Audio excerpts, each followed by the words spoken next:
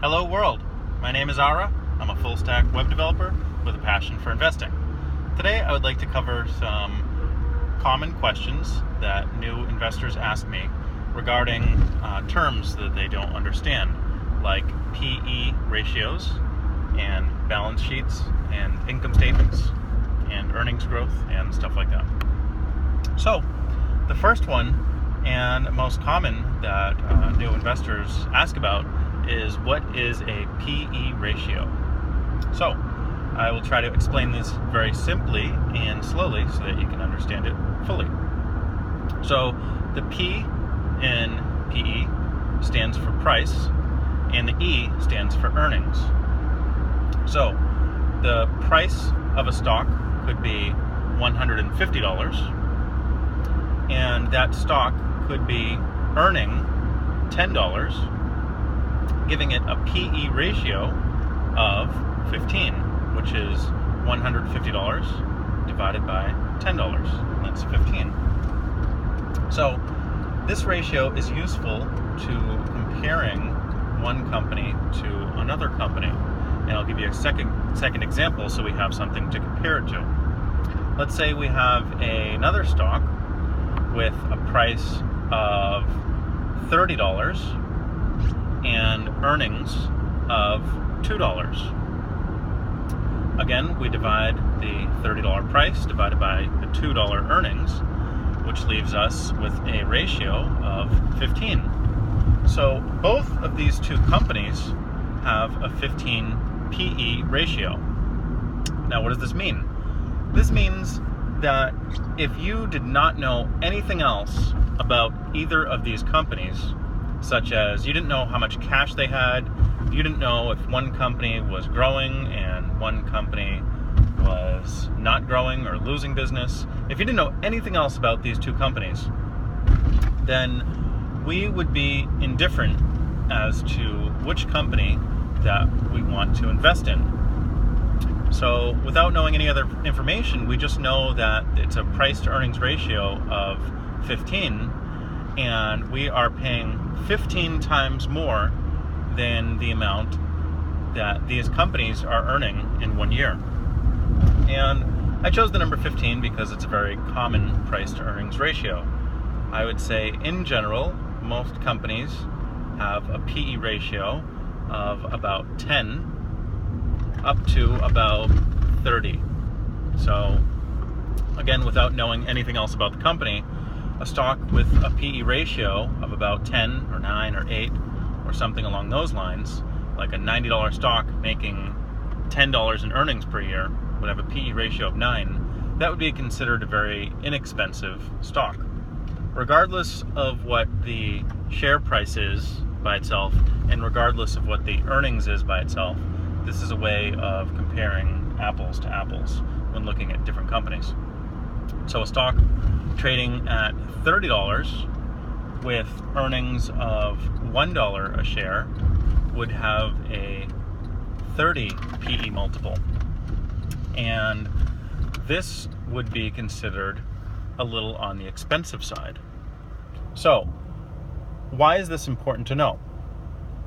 First of all, it's important to know for a couple reasons. One, I would say that if it has a positive price to earnings ratio, then you know that this company earned money in the last 12 months.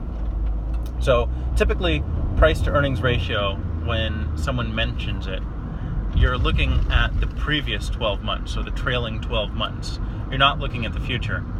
And you can have a forward price to earnings ratio, which is the price of stock compared to the amount that they're going to be earning in the upcoming 12 months. But typically, people are talking about the previous 12 months or trailing 12 months. So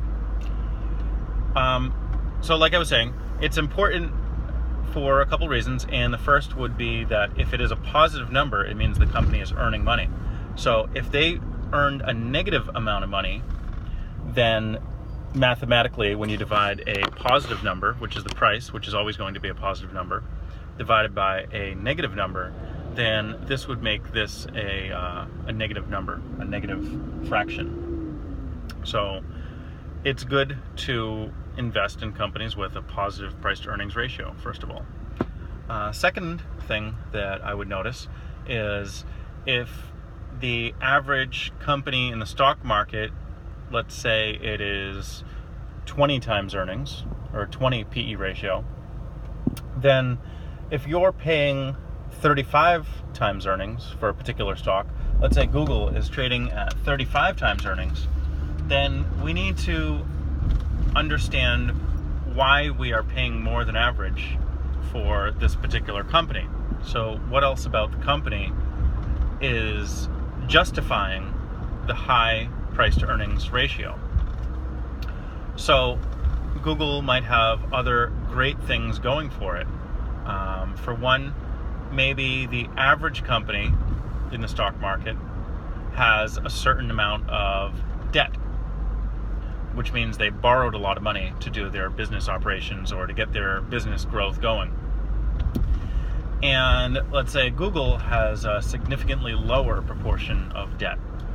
It does not have as much debt as the average company relative to the size of the company. So Google might have $90 billion in cash and only a couple $1 billion in debt, whereas the normal company might have $1 billion in cash and $1 billion in debt. I really don't know what it is, but I'm just trying to give you an idea of how we compare companies. So basically, my point is that something has to be better about Google. It has to be better than the average company for us to pay a higher multiple. Some other considerations would be growth rates. How much do we expect a company like Google to grow in the future? And what is the average company? So the average company in the stock market might be expected to grow revenues by 4% and earnings by 4%. Who knows? But if you look at a company like Google, it's growing revenues by probably 20%, and it's growing earnings by probably 20%, which makes the stock more attractive to people. So if a company like Google in its past was earning $20 a share and its price was $300 a share, people would want the shares of Google more than they wanted the average company in the stock market. So someone would offer $301, someone would offer $302, someone would offer $303. And at some point, the people that own the shares of Google are willing to sell at the higher prices. So people who are offering 301, 302, 303, eventually their orders are going to go through, and the people that own the stock of Google are going to sell. This is how the prices of stocks eventually go up. And this is why the shares of good companies over time go up, up, up. If you look at the 10-year charts of a good company, the 10-year stock price charts of a good company, then you will see that over that amount of time, the prices of these shares have gone up, up, up. And this is the reason, because the companies are wanted by buyers. People don't want it at the price that it was. People are willing to pay a little bit more. Sellers don't want to sell it at whatever the price was. They want to hold out for a little bit more. So because of this supply and demand situation where the sellers are not willing to supply it at the lower price, they want to hold out for a higher price. They want to ask for more money. There's millions of people that are owning shares of these good companies like Facebook and Google, and they don't want to sell it at whatever it was trading at. They want to sell it for more. And so the stock prices go up. And the buyers, of course, they want to buy it at whatever the price was, but they're not available to buy. There's not enough shares available to buy at that price. So they are willing to pay $1 more, $2 more, $3 more. And over time, these stock prices go up, up, up. So I wanted to talk about a few different terms, but it seems like the video almost hit 10 minutes just talking about the PE ratio and how share prices work. So I think that I will make another video talking about balance sheets and income statements. And I love to read these. I'm pretty nerdy about this kind of thing.